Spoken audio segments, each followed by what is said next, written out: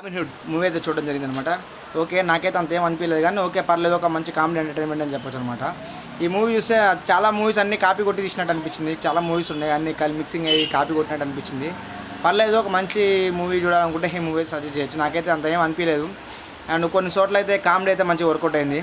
And song ఉంటుంది, అది అజిదా separate song కూడా మొత్తం లేదు మన గీతతే ఉంది, సగం తీసేసారు.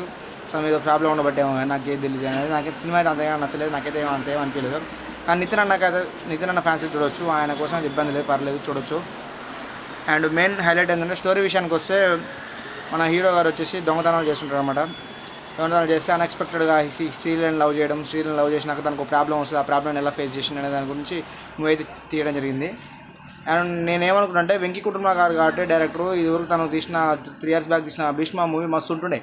సో అంతగానం కాబట్టి అట్లీస్ట్ మంచిగా ఉంటుందని ఎక్స్పెక్ట్ చేస్తుండే, కానీ దాంతో అయితే నాకు ఏమంత అనిపించలేదు. అండ్ భీష్మనే బాగుంది. అండ్ ఇలా మేబీ శ్రీలీల కాకుండా రష్మిక కానీ మూవీ చేసి ఉంటే తను ఖచ్చితంగా డిజాస్టర్ పడు, ఆమెకైతే అంత అనిపించకపోదు. అనవసరంగా ఫేడ్ అవుట్ అయిపోవడం మంచిగా అనిపించింది అనమాట. శ్రీలీల కాబట్టి అంత ఏమనిపించలేదు, ఏమో కూడా అంత స్కోప్ లేదు ఈ మూవీలో, అంతేం బాగాలేదు సినిమా.